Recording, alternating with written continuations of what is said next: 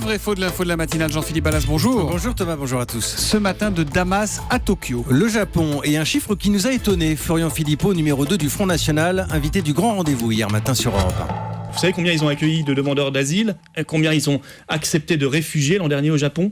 23. Sur un pays de 120 millions d'habitants. 23.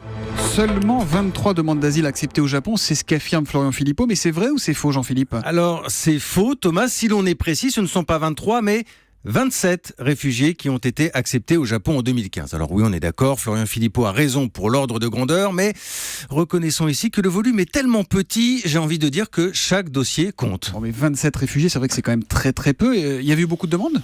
Un peu plus de 7500, c'est un chiffre élevé pour l'archipel, mais à l'arrivée, le chiffre qu'il faut retenir, Thomas, c'est qu'en général, 99% des dossiers déposés, 99% sont rejetés par le Japon. Et encore, les autorités, elles ont plutôt le sentiment de faire des efforts, puisque si je vous parle en volume, il faut savoir que 27 dossiers acceptés, c'est plus du double qu'en 2014 au Japon et presque 5 fois plus qu'en 2013. Il n'y avait eu que 6 personnes acceptées à l'époque. Ouais, rien à voir avec l'Europe.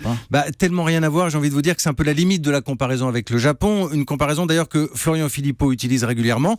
Je vous épargne le côté insulaire, éloigné et fermé de l'archipel. C'est vrai, la barrière de la langue également, on le sait peu, mais les Japonais ne parlent pas franchement anglais. Et puis je vous parlais de 7500 demandes déposées là-bas. Plus d'1,2 million pour l'Union européenne en 2015, autour de 70 000 pour la France. Et il faut noter malgré tout que notre pays n'est pas le plus convoité par les demandeurs d'asile. Ça aussi c'est important. 5,5% seulement des dossiers déposés l'an dernier. Il est précis chaque matin, c'est Jean-Philippe Ballas. C'est le vrai faux de l'info de la matinale après le journal de 7h30 sur Europe 1. À demain Jean-Philippe. À demain. Europe 1, 7h40. Il présidera ce soir le dîner du CRIF pour la dernière fois. Roger Kuckerman, le président du Conseil représentatif des institutions juives de France, est mon invité tout de suite. C'est l'interview vérité d'Europe 1.